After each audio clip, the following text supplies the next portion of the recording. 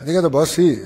ఇప్పుడు ఆ రోజు ఐటీ మంత్రిని ఎట్లా ట్రోల్ చేశారో మనందరం చూసాం. 2019 నుంచి 24 మధ్యన ఒక ఐటీ మంత్రిని ఎట్లా ట్రోల్ చేశారో ప్రజలందరూ కూడా చూశారు. ఒక ప్రశ్న అడిగితే దానికి కోడి గుడ్డు గుడ్డు కోడి అన్నాడు. ఇప్పుడు ఆయనకి ఏ అర్హత ఉందండి? ఆయనకి అసలు డేటా సెంటర్ అంటే ఏంటో తెలుసా? విచిత్రం ఏంటంటే ఒక ఐటీ సంస్థ ఆయన అడిగింది, సార్ మాకు ఇప్పుడు కొంచెం దూరం ఉన్నాం, పబ్లిక్ ట్రాన్స్పోర్టేషన్ లేదు, పబ్లిక్ ట్రాన్స్పోర్టేషన్ ఏంటి అంటే బస్సులు వేయండి అని కోరారు. అది కూడా ఆయన చేయలేకపోయాడు boss. He couldn't do that. 2 years వాళ్ళు అడిగితే అది చేయలేకపోయాడు ఆయన. మేము అధికారంలోకి వచ్చిన వెంటనే మొదటి నెలలో ఐటీ కంపెనీలు అందరితో నేను మీటింగ్ పెట్టుకుంటే వాళ్ళు అన్నారు, మిగతా అంతా మీరు చేయండి కానీ ముందర మాకు బస్సెస్ వేస్తే చాలంటే వీ డిడ్ దట్. కనీసం బస్సు కూడా వేయలేకపోయాడు. ఆయన ఏం మాట్లాడతాడు అసలు? ఆయన ఏం తెలుసు? ఆయన ఎవరన్నా సీరియస్గా తీసుకుంటాడా? ఆయన మెసేజ్ పెడితే ఒక్కడన్నా స్పందిస్తాడా? ఒక్క మీనింగ్ఫుల్ బిజినెస్ మ్యాన్ స్పందిస్తాడా? ఆయన మంత్రిగా ఉన్నప్పుడు ఏం చేశాడు?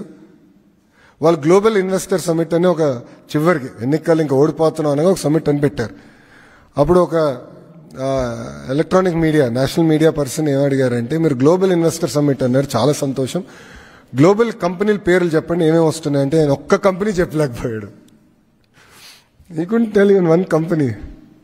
మాకు సమ్మిట్ పెట్టాల్సిన అవసరం రాలేదు, ఆల్రెడీ తీసుకొచ్చా. ఇటుగో పార్ట్నర్షిప్ సమ్మిట్ పెడుతున్నాం, బట్ మేము ఏంటి సమ్మిట్ కోసం ఆగట్లా. We're moving very fast.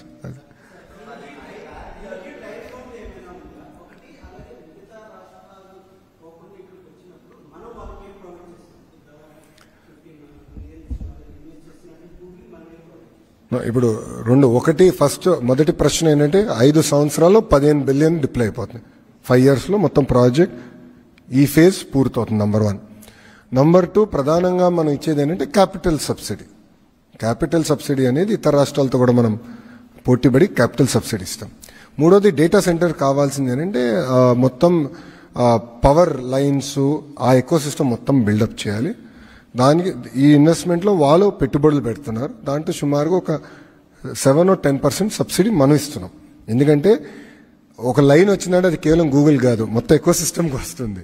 So అట్లా పెట్టుబడి పెడుతున్నాం. పవర్లో ఏపీఈఆర్సీ రెగ్యులేటరీ కమిషన్ ఏదైతే రేట్ ఫిక్స్ చేస్తుందో దానిపైన ఒక సబ్సిడీ ఇస్తున్నాం. That's it.